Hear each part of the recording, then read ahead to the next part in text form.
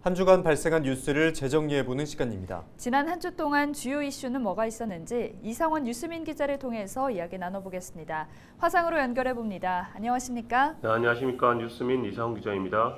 네, 우선 지난 한 주 동안 발생한 주요 이슈부터 종합해 주시죠.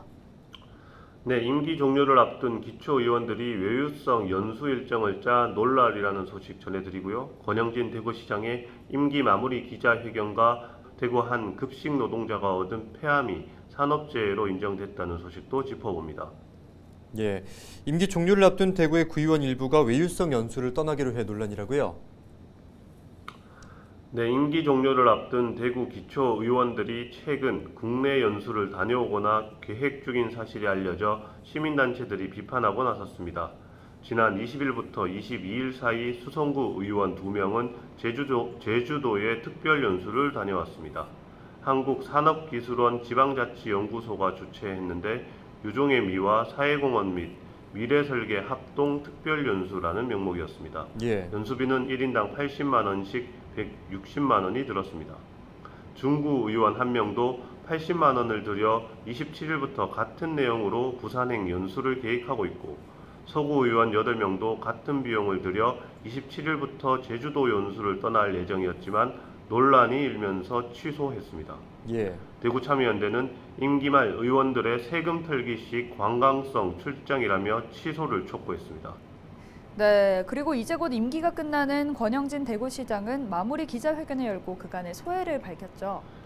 네, 권영진 대구시장이 지난 8년의 소회를 나누는 기자회견을 열었습니다. 권 시장은 기자회견에서 시민들에게 감사의 뜻을 전했고 질의응답에서 제2대구의료원, 취수원 이전 등의 문제에서 홍준표 당선자가 재검토 의사를 밝히고 있는 것에 대한 물음을 받았습니다.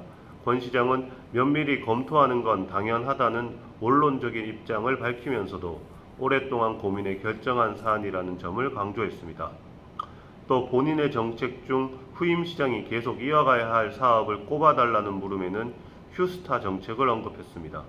권 시장은 인재를 키우는 도시에 새로운 산업과 기업이 올 것이라며 휴스타 혁신인재 양성 프로젝트가 업그레이드되어 추진됐으면 좋겠다고 말했습니다. 네, 끝으로 대구에서 학교급식 조리원에서 폐암 걸린 사례가 산업재해로 인정됐다고요?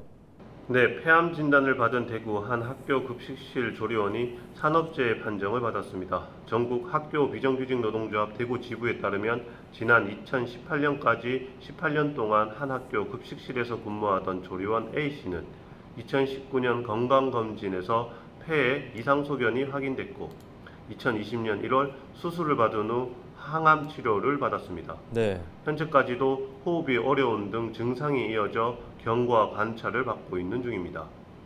A씨는 지난 2월에 자신의 발병과 관련해 산업재해 신청을 했고 지난 10일 최종 승인 판정을 받았습니다. 예. A씨가 18년 동안 근무한 조리실의 환경이 대형 조리도구와 큰 솥에서 연기가 발생해도 환기를 할 수 없는 열악한 근무 환경이었다는 점이 인정된 결과입니다. 네, 오늘 주간 이슈 점검은 여기까지 듣죠. 감사합니다. 네, 감사합니다. 네, 지금까지 이상원 뉴스민 기자였습니다.